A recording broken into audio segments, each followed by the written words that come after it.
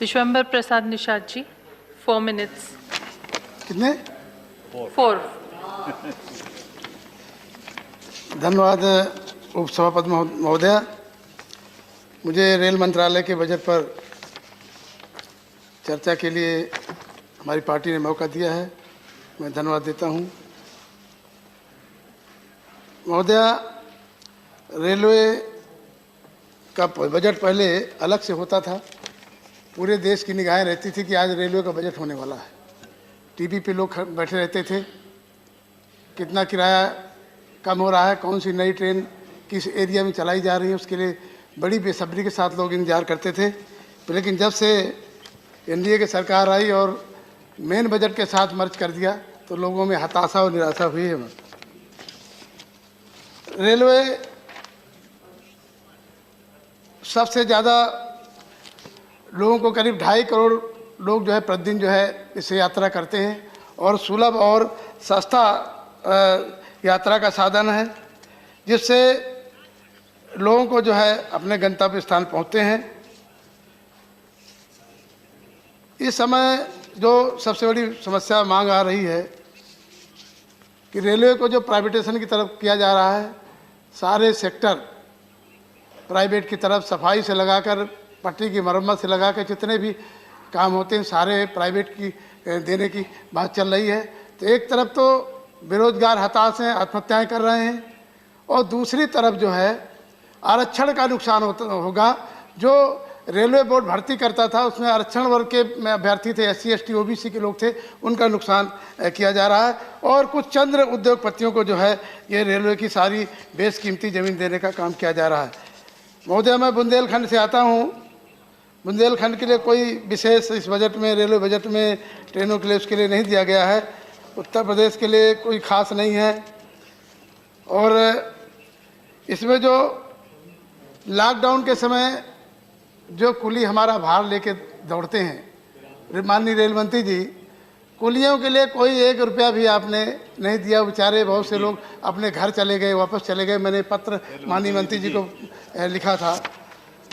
Rail मंत्री कोई ध्यान नहीं।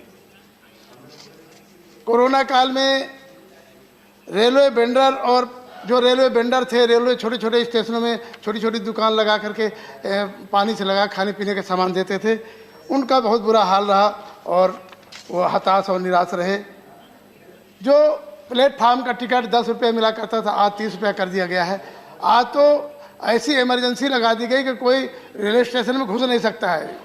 RPF के जवान और TT सब खड़े रहते हैं, कोई एक भी व्यक्ति नहीं जा सकता अंदर। इस तरह की व्यवस्था कर दी गई है।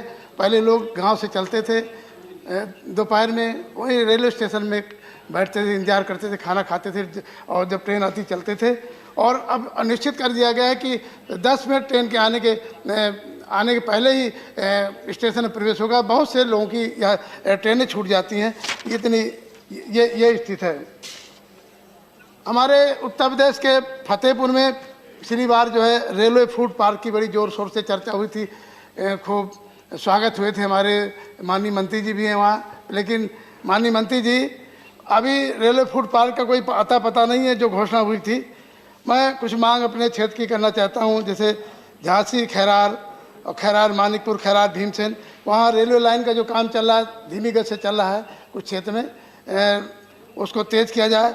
फतेहपुर रेलवे स्टेशन में सियालदह अजमेर एक्सप्रेस का ठहराव की मांग करता हूँ। कानपुर से फतेहपुर होकर मुंबई जाने वाली जो स्पेशल ट्रेन चल रही है उसको रेगुलर किया जाए। निषाद जी, कंक्लूड करना पड़ेगा। बस 2-3 मांगे, वही मांगे और कोई खास वो नहीं है।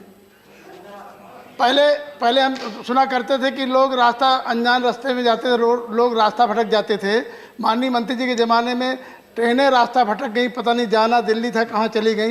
ये ऐतिहासिक घटना हुई है। माननीय मंत्री जी, इसको सुधारना पड़ेगा अपने विभाग को। और मेरे क्षेत्र की जो मांगे हैं मैं वो बता दूं। गतिमान और ताज एक्सप्रेस को चित्रकूट मानिकपुर तक चलाया जाए।